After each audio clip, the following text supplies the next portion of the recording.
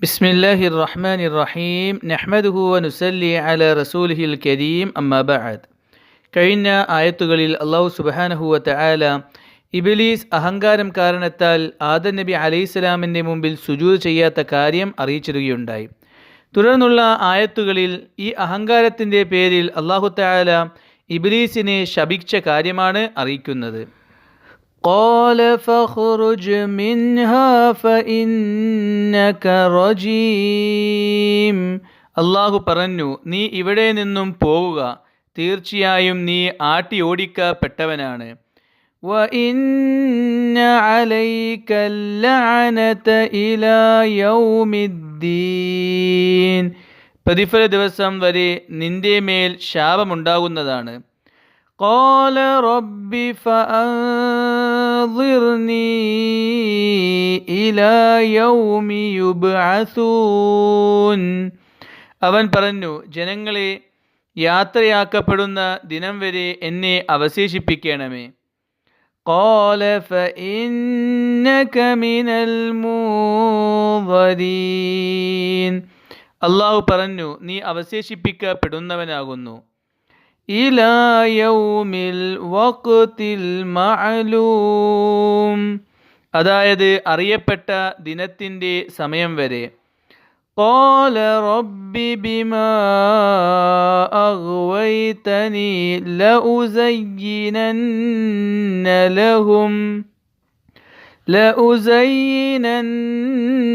ലഹും ഫിൽ അർളി വലഉഗ്വിയന്നഹും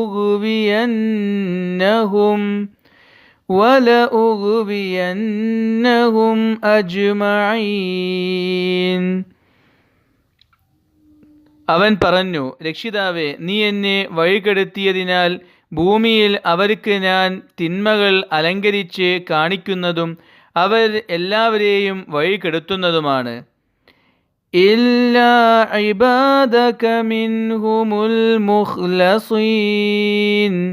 അവരിൽ തിരഞ്ഞെടുക്കപ്പെട്ട നിന്റെ നിഷ്കളങ്ക ദാസന്മാരെ ഒഴികെ. ഖാല ഹാദാ സിറാത്തുൻ അലയ്യ മുസ്തഖീം.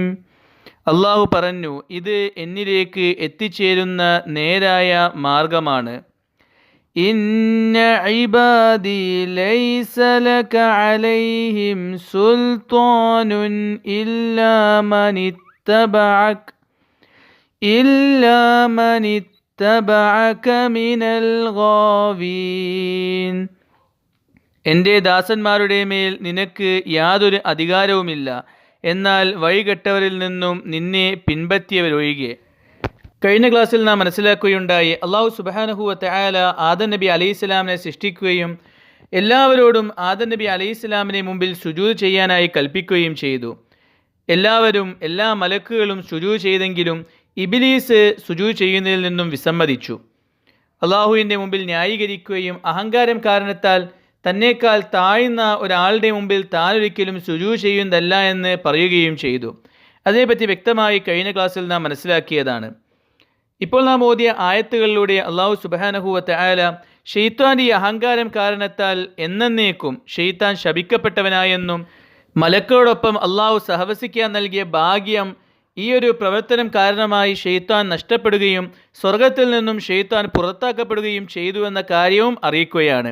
ഈ ഓതി ആയത്തുകളുടെ വിശദീകരണം സൂറത്തുൽ അറാഫിലും ബഖറയിലും നാം വിശദീകരിച്ച് കഴിഞ്ഞതുമാണ്.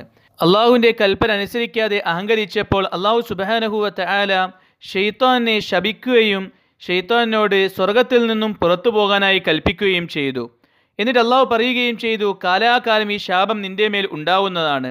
അഥവാ പശ്ചാത്തപിച്ച് മടങ്ങാനുള്ള അവസരം ഷെയ്ത്താൻ ഉണ്ടാവുന്നതല്ല. ഖിയാമത്ത് നാൾ വരെ ഷെയ്ത്താന് പശ്ചാത്തപിച്ച് മടങ്ങാനുള്ള അവസരം ഉണ്ടാവുന്നതല്ല. പശ്ചാത്തപിച്ച് മടങ്ങാനുള്ള അവസരം അന്ത്യനാൾ വരെയാണ്. അന്ത്യനാളിന് ശേഷം ആർക്കും പശ്ചാത്തപിച്ച് മടങ്ങാൻ സാധിക്കുന്നതല്ല. പിന്നീട് പരലോകത്ത് ഓരോരുത്തരുടെയും കർമ്മത്തിൻ്റെ ഫലങ്ങൾക്കനുസരിച്ച് അവർക്ക് പ്രതിഫലവും ശിക്ഷയും നൽകപ്പെടുന്നതാണ്. അതുകൊണ്ട് ഖിയാമത്ത് നാൾ വരെ, അന്ത്യനാൾ വരെ ഇബ്ലീസിന് നന്നാവാനുള്ളൊരു ഭാഗ്യം ലഭിക്കുന്നതല്ല, പശ്ചാത്തപിച്ച് മടങ്ങാൻ സാധിക്കുന്നതല്ല എന്ന് അള്ളാഹു സുബ്ഹാനഹു വ തആല ഇബ്ലീസിനെ അറിയിച്ചു. അത്രത്തോളം അള്ളാഹു ഇബ്ലീസിനെ ശപിക്കുകയുണ്ടായി. എന്നാൽ ഇങ്ങനെ പറഞ്ഞെങ്കിലും ഇബ്ലീസ് ഒരിക്കലും ഇബ്ലീസിൻ്റെ വാദത്തിൽ നിന്നും പിന്മാറാൻ തയ്യാറായില്ല. ഇബ്ലീസ് ധിക്കാരത്തോടുകൂടി പറയുകയുണ്ടായി, എന്നാൽ ഞാൻ അള്ളാഹുവെ നിൻ്റെ അടിമകളെ വഴിപിഴപ്പിക്കും. ഏതൊരു മനുഷ്യർ കാരണമാണോ ഞാൻ ഈ അവസ്ഥയിൽ എത്തിയത്, ഏതൊരു മനുഷ്യർ കാരണമാണോ ഞാൻ ശപിക്കപ്പെട്ടവനായത്, ആ മനുഷ്യരുടെ എല്ലാവരെയും ഞാൻ വഴികേടിലാക്കുമെന്ന് ശൈത്താൻ അള്ളാഹുവോട് പറയുകയുണ്ടായി. അവർക്ക് മോശമായ കാര്യങ്ങളെ അലങ്കരിച്ച് കാണിച്ചു കൊടുക്കുകയും അവരെ കൊണ്ട് അള്ളാഹു വിലക്കിയ കാര്യങ്ങൾ ചെയ്യിപ്പിക്കുകയും അള്ളാഹുവിന് എതിരായ ദാസന്മാരാക്കിയവരെ മാറ്റുകയും ചെയ്യുമെന്ന് ഇബ്ലീസ് അള്ളാഹുവിനോട് പറഞ്ഞു. എന്നാൽ അള്ളാഹു സുബ്ഹാനഹു വ തആല ഇബ്ലീസിനെ അറിയിക്കുകയുണ്ടായി, നീ നിന്റെ പ്രവർത്തനം ചെയ്തു കൊള്ളുക. എൻ്റെ നിഷ്കളങ്കരായ ദാസരെ ഒരിക്കൽ നിനക്കൊന്നും ചെയ്യാൻ സാധിക്കുന്നതല്ല. ഞാൻ കാണിച്ചു കൊടുത്ത സന്മാർഗം പിൻപറ്റുന്ന നല്ല ആളുകളെ ഒരിക്കലും നിനക്ക് വഴികെടുത്താൻ സാധിക്കുന്നതല്ല. അതല്ലാത്ത ബാക്കിയുള്ളവരെ നീ വഴികെടുത്തിക്കൊള്ളുക. അവർക്കും അള്ളാഹു ഒരുക്കി വെച്ചിട്ടുള്ളത് നരകം തന്നെയാണെന്ന കാര്യം അറിയിച്ചു കൊടുക്കുകയുണ്ടായി. ഇവിടെ നാം ശ്രദ്ധിക്കേണ്ട പ്രധാനപ്പെട്ട ഒരു കാര്യം, നിഷ്കളങ്കമായ പ്രവർത്തനം ചെയ്യുന്നവരെ ശൈത്താനെ കീഴ്പ്പെടുത്താൻ സാധിക്കുന്നതല്ല എന്ന കാര്യം ഈ ആയത്തിലൂടെ അള്ളാഹു അറിയിക്കുകയാണ്. അഥവാ ഏതൊരു കാര്യം ചെയ്യുമ്പോഴും അള്ളാഹുവിന് തൃപ്തിക്ക് വേണ്ടി ആ കാര്യം ചെയ്യുന്ന ആളുകൾ, അള്ളാഹുവിന് തൃപ്തിക്ക് വേണ്ടി ജീവിക്കുന്ന ആളുകൾ, ഏത് കാര്യം ചെയ്യുമ്പോഴും എൻ്റെ റബ്ബിൻ്റെ തൃപ്തി ഏതിലാണെന്ന് ചിന്തിക്കുകയും അള്ളാഹുവിൻ്റെ തൃപ്തിക്ക് മുൻഗണന നൽകുകയും ചെയ്യുന്ന ആളുകൾ, ഭൗതികമായ സുഖങ്ങൾ, താല്പര്യങ്ങൾ, രസങ്ങൾ അതെല്ലാം മാറ്റിവെച്ചുകൊണ്ട്, അതെല്ലാം ഭൗതികമായ ജീവിതത്തിലെ സുഖങ്ങൾ മാത്രമാണെന്ന് മനസ്സിലാക്കിക്കൊണ്ട് അതിനെല്ലാം മാറ്റിവെക്കുകയും അള്ളാഹുവിൻ്റെ കൽപ്പനകൾക്ക് മുൻഗണന നൽകുകയും അള്ളാഹുവിൻ്റെ കൽപ്പനയിൽ ഒരു ആക്ഷേപകൻ്റെ ആക്ഷേപവും കേൾക്കാതെ ആ അള്ളാഹുവിൻ്റെ കൽപ്പനകൾക്ക് സ്ഥാനം നൽകി അതനുസരിച്ച് ജീവിക്കുകയും ചെയ്യുന്നവരെ ശൈത്താൻ ഒരിക്കലും വഴിപിഴപ്പിക്കാൻ സാധിക്കുന്നതല്ല. അവർക്ക് അള്ളാഹു സന്മാർഗ കവാടങ്ങൾ തുറന്നു കൊടുക്കുന്നതാണെന്ന കാര്യം ഈ ആയത്തുകളിലൂടെ അള്ളാഹു അറിയിക്കുന്ന പ്രധാനപ്പെട്ട ഒരു കാര്യമാണ്.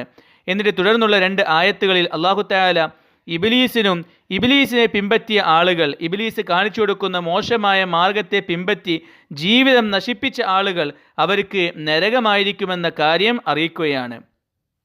وَإِنَّ جَهَنَّمَ لَمَوْعِدُهُمْ أَجْمَعِينَ അവർ എല്ലാവരുടെയും വാഗ്ദത്ത സ്ഥലം നരകമാണ്. ലഹാ സബ്അതു അബ്വാബ് ലികുല്ലി ബാബിൻ മിൻഹും ജുസ്ഉം മഖ്സൂം. അതിന് 7 വാതിലുകളുണ്ട്. ഓരോ വാതിലിനും അവരിൽ നിന്നും പ്രത്യേകം വിഭാഗങ്ങൾ ഉണ്ടായിരിക്കുന്നതാണ്.